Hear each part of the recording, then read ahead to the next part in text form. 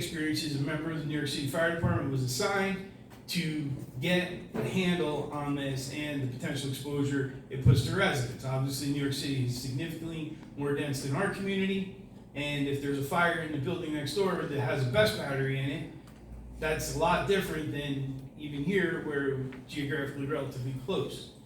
So they kind of spearheaded local law for New York City to regulate BESS. And the BESS law that the state adopted late in 2025 is foundation in that New York City effort. Also, a significant change in BESS is we all saw, I don't know if anybody remember, if I mentioned the Samsung Note 3, that was 8 or 10 years ago. They came out with a beautiful cell phone. It matched iPhone in every capacity and it had this great extended life battery, except for the catch on fire. And they worked through that. Samsung's still in business and they've figured out the kinks. Probably everyone in this room sleeps next to a lithium ion battery on their nightstand because a large percentage of us carry a cell phone. I haven't bought a power tool without a cord probably in 20 years.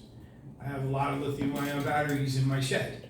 I have a car with a lithium ion battery in it.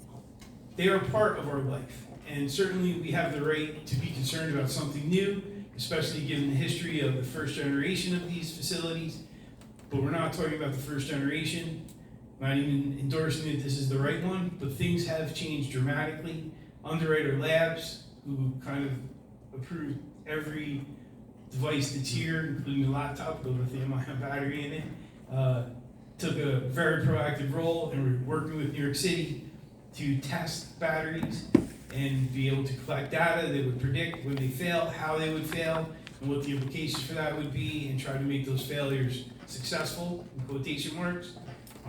If you watch the presentation by NYSERDA, which once again is online, I think we have a link to it on our website. It's helpful in our understanding. I think, the biggest fear is the unknown. So let's take the time to educate ourselves.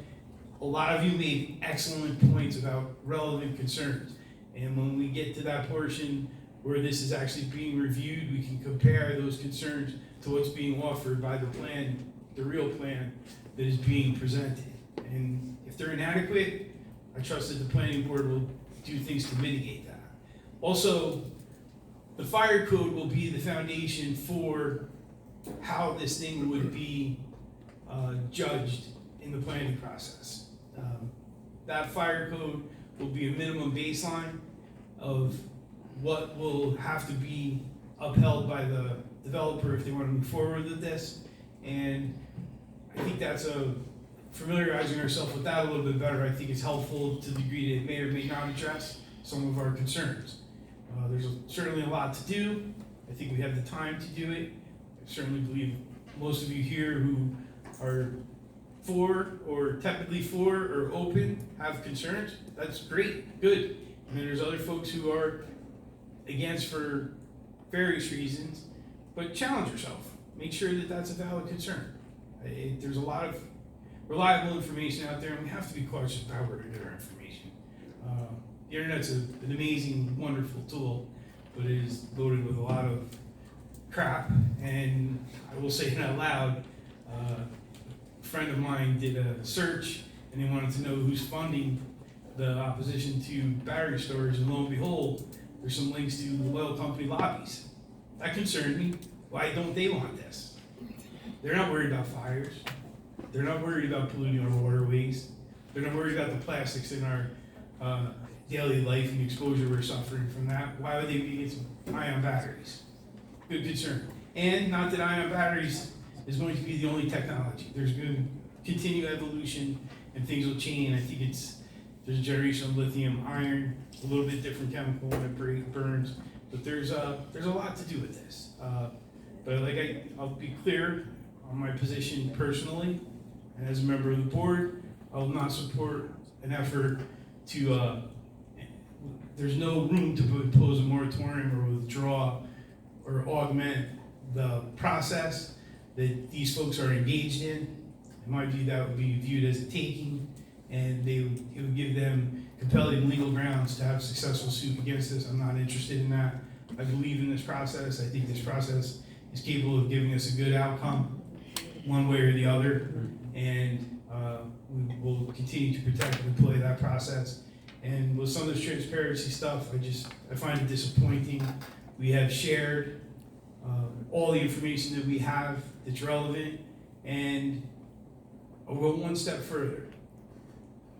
Totally unrelated to everything I just said, but there is some suspicion about this BEST working group. Well, right now we have the fire code as our front line to the zoning to regulate this stuff. Maybe we think we could do better. I actually promise you, I think there's things that, from our perspective, we can do better, and we would learn some things from all of you and others when they point out, hey, what about screening, what about noise, and many other things that aren't just related to fire code. So at some point in the future, maybe we will have some recommendations to amend the zoning law. Board members trying to educate themselves about that isn't being sneaky, that's their responsibility. I've read a lot of things about BEST now. I didn't have much of an interest in it till November. It just wasn't on my radar. I felt sympathy for my colleague in the town of Ulster, Mr. Quigley, who was getting beat up on a regular basis, and he was happy to share a jab back when I told him that we had an application. He thought it was going to be fun to watch me struggle with it a little bit. And he's been pretty right. So that all being said, we share the concerns that have been expressed this evening. I would say as much as you do, none of us would do this just because it's fun. We are up here to try to protect the community and make it better, and that's our motivation. And I am proud of how we've handled this so far. We're going to continue to be transparent. If there's an opportunity for another forum, I would welcome that. I think it would be helpful, and I would encourage all of you to participate in it. If not, even if you think this is the worst idea that ever came along, take the time to watch the NYSERDA presentation that was here. Those three gentlemen were wonderful. I think they shared some of their emails. You may be able to have a dialogue with them. The professor from Vassar did an outstanding job of explaining where BEST fits into the grid. Analogy that someone shared with me, it was the professor, was if I was building a shed in my backyard and I didn't have an outlet, so I used a generator. I started the generator at 10 o'clock and I ran it all day because I'm running a saw and a drill and whatever else I needed. That generator created power all day, and a large percentage of it just went to waste because I wasn't running the saw or the drill or a pump or anything else during that period. If there was a battery attached to it, that energy could have been stored and used, and it would have lowered the amount of time that the generator had to run. And that's kind of a rudimentary, not perfect analogy to what batteries can afford our overall grid, but that is basically what it's going to propose to do. That analogy was a little bit helpful in me starting to think about this in an open-minded type of way. I talked a lot, I apologize. I hope I answered some of the concerns that you folks raised, but this process, if nothing changes, will be engaged at the planning board level, and that's where we will bring our concerns, and they'll make a determination about SECRA and lead agency and all the rest of it. As Gordon shared, we went through this with Winston Farm, and similar concerns about timing came about with that, and we are 4 years in, we're not quite done yet. So I don't imagine this will take that long, but there's a process, and we could all benefit from it. Supervisor Costello, Yes. quick request for clarification. The town planning board has already been determined to be the lead agency. Is Yeah. that changed? Nope, but they could change it if they wanted to. What you're saying is indicating that has changed. No, I didn't say that. So what are you saying? If they decided they're going to remain lead, they're good. We're going to work with them What? and give them the resources they need to be successful. They get to change their mind after it's already been published? We don't know yet, right? Because didn't you announce that you had a secondary appeal coming? I didn't say that I had a secondary I thought appeal. there I was said there a- was one coming. Okay, so if there's a secondary right? appeal. But that doesn't that change could the lead influence- agency that could influence determination. things. That could influence things as part of the process. They have not fully engaged yet. And I want to protect their right to be clear jurists and make whatever they believe to be the best decision to get through this. And Could you we also understand- clarify the industrial rezoning? Is that happening? We hear No, it wasn't, it was then we very heard it clear. is. I was very clear. For now, the rules that are gonna govern the site plan for the battery energy storage system, assuming nothing changes, will largely be the energy code and any provisions that the planning board institutes on, the special use permit. Beyond that, moving forward, through conversations with residents, planners, and everyone else, at some point, we may take an amendment to the zoning law to say we can do better than what's existing and memorialize that. That process is this conversation tonight and other low-level conversations. There's no wheel of momentum making clear determinations yet. And it could even spread to, What he said. it could even spread to other zones. Folks with solar panels on their home might want a battery energy storage system at their house. Right now, they couldn't do that. Not lawfully, Not lawfully. but there's out there. This is what I wanted to comment, and while Fred's on it right now. Behind the meter residential use is currently not regulated, and it's not permitted, but it is happening. Potentially what's being worked on will regulate not only residential, but right on up through what we're seeing right now with KCE. You can keep going on. I have some other things to clarify that were brought up tonight, but I don't want But that's, I don't wanna get too sidetracked on the future of what we might change. We're taking this seriously, and there's going to be, beyond the key capture proposal, other proposals, some of them might be a residential proposal. So, knowing that, it's incumbent upon us to anticipate that and start to think about what type of zoning do we have to consider to make sure those are safe as well. We don't have a zoning law here. When we do, that will be subject to the same process we always use. We'll publish the law, we'll have 2 public hearings on it, everyone will be free to comment, and when they comment on it, and we've had a tremendous track record of this, we'll take those comments, go back and make changes to the law that we think reflected the concerns that people shared, put it back out for another series of public hearings, and when we think we've reached a consensus, then the town board will vote on it, just like we always do. Was you film some of those meetings?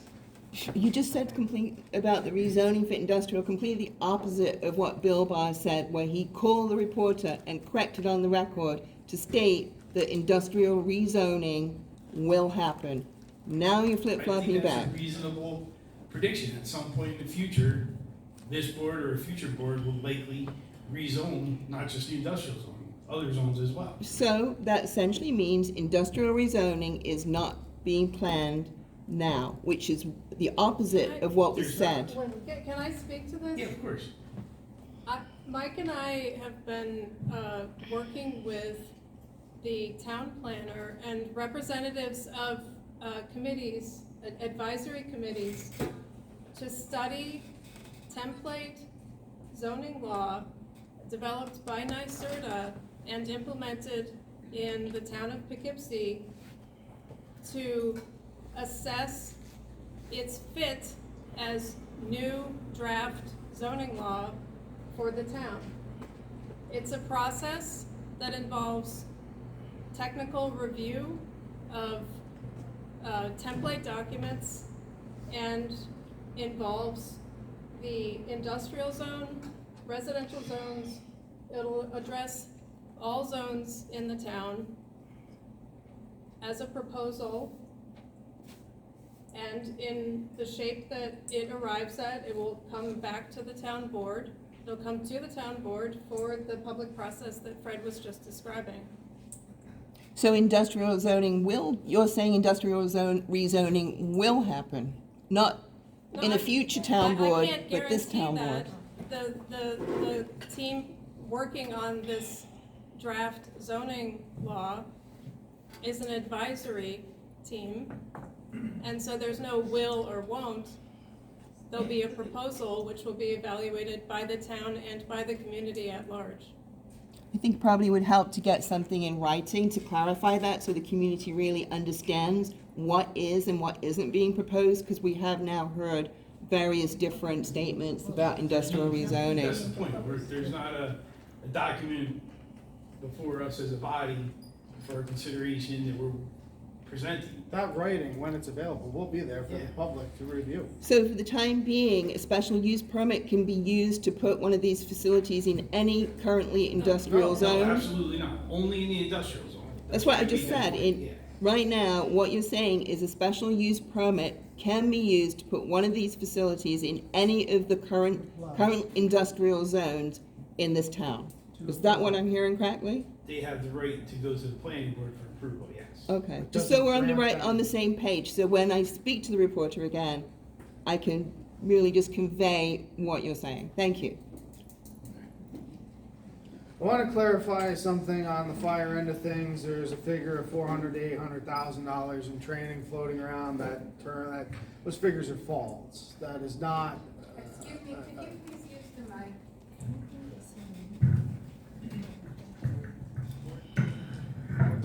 There's figures of $400,000 to $800,000 in training floating around. Those figures are false. The town and the chiefs of the departments in this town, as well as the county hazmat team, which is installed with the City of Kingston Fire Department, have met. The town of Saugerties, their fire districts, specifically the Centerville Fire District, where this project falls, will not see an increase to their budget because of this project. Go ahead, Ted. Yeah. Mike, the numbers that I gave you were taken off of very serious studies. It is true, however, to get a, Not for us, not for the town of Saugerties. but to get a high-level A suit with all the equipment that goes with it, it can approach $20,000 per I won't person. argue that, but the town of Saugerties and the Centerville Fire District will not see an increase to their budget regarding battery energy storage systems. That is what the City of Kingston hazmat team is for. They respond to any incident within the county. I understand that. Does that mean, should we have an incident here, that our own fire departments will be directed away from the site? We are working diligently, and we've met, we continue to meet to discuss this with the City of Kingston, with people from the FDNY, which are subject specialists in the field, who are guiding us on what we need to do. Right.